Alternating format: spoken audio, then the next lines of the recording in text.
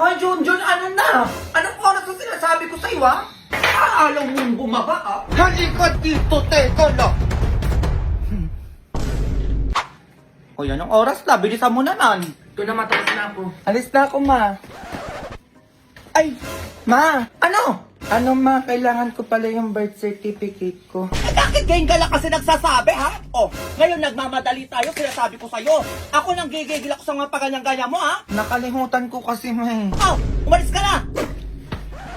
Naman nakalimutan. Ma! Ay, Diyos ko, ano na naman yun? Di ka na makaalis-alis. Ay, baon ko pala, ma. Ang dami mo naman nakalimutan. Oh, mag-uwi bread pan ka na na.